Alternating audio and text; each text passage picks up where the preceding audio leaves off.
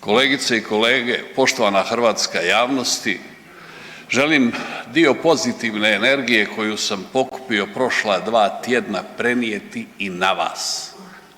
Posebno zbog one rasprave o izglasavanju nepovjerenja premijeru. Dakle, sa stanovišta jednog domoljuba, nacionalno svjesnog, državotvornog Hrvata i svakako ponositog Hrvata, držim da je onaj pokušaj vrlo koristan, da je to Bogu ugodno djelo, da je ono vrlo vrijedno unatoč činjenici da smo mi doživjeli formalan poraz. Nije to izglasano. Međutim, rušenje Andreja Plenkovića nije potez nego jedan postupak i proces koji traje malo duže.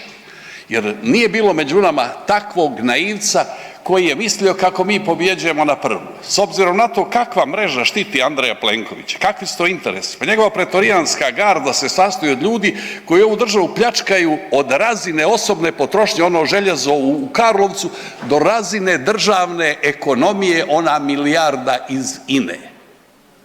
Dalje, tu su priključeni i kruhoborci kojih ima koje kuda, pa i ovdje gnjezde se po ovome Hrvatskom saboru, čije sinekure ovise o milosti Andreja Plenkovića i nama je jasno bilo da to proći neće. Međutim, na sreću, neki čak iz vladajuće stranke ovdje su, dok su glasali i podržavali Plenkovića, bio je gorak im okus u ustima, a dok razmišljam i analiziram Andreja Plenkovića, sjetit ću se jednog vrlo vrijednog Hrvata, potpuno suprotnog Andreju Plenkoviću. Čovjeku koji je domoljub, čovjeku koji je nacionalno svjestan, čovjeku koji je predan svom poslu, čovjeku koji izgleda tako da mu je puno važniji poslovni uspjeh nego li njegov osobni. Mislim na izbornika nogometne reprezentacije Zlatka Dalića, kome je najveći kompliment da ga realno opišete, što se za Plenkovića ne može nikako reći.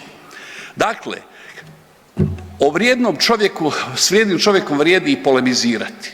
Polemizirat ću sa Dalićem. Dalićeva glavna lajt motiv je poniznost, poniznost i još jednom poniznost. Ja prihvaćam poniznost ako je ona nasuprot bahatosti. Ja znam odakle ta poniznost, ja znam odakle Dalić potječe, na koncu 50 km istočno potječem ja.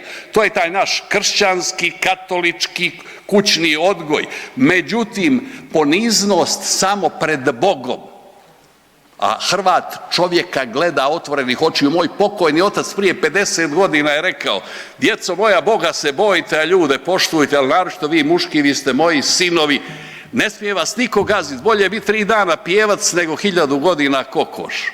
Što ne znači, djeco moje, da treba na prvu reagirati. Vazda idi korak nazad, nekad i 2, ali 3 nikako. Gini, treći korak se ide samo pred Bogom. To je nacionalni ponos koji je malo u koliziji sa poniznošću. Skromnost da, jer da nije bilo tog nacionalnog ponosa koji se pretvorio u žar, mi ne bi obranili državu. Da nije bilo tog nacionalnog ponosa koji se pretvorio u žar, ne bi Dalićevi momci bilježili rezultate koje su bilježili. Ja ću ovaj put kao ilustraciju navesti ne dvojicu meni najdražih, Luku i Ivana, nego Domagoja Vidu, koji nije odigrao 1 minutu u Kataru, a slavio jednako kao prije 4 godine kad je bio noseći igrač. To je taj duh. Kad domoljub vodi ljude, onda je to tako, a kad sebeljub vodi ljude, onda ima ekipu kao što ima Andrej Plenković. Dakle, ovo je apel i na vas. Mi sa procesom rušenja Andreja Plenkovića idemo dalje. Ne možete podržati čovjeka koji će ući u povijest po nesposobnosti. Nema obnove 6 kuća, za Boga. Crpit novac iz europskih fondova, katastrofa. Školstvo, zdravstvo i tako dalje. Korupcija na svjetskoj razini, a to njegovo veliko znanje i poznavanje Ukrajine. Fali se tim, jel tako? On Ukrajinu zaista pomaže, ali ne pomaže sa hrvatskog nacionalnog interesa, nego po nalogu Europe. Da on zna Ukrajinu, on bi znao koliko je zaslužan sukob ruske i ukrajinske pravoslavne crkve u Ukrajini za rat. Da je Petro Porošenko, ondašnji predsjednik Ukrajine, se založio da Ukrajina dobije svoju autokefalnost i da je to proslavio. Da je 7 dana nakon toga Vladimir Putin sazvao Vijeće nacionalne sigurnosti Ruske federacije da raspravi o tome u kojoj mjeri će utjecati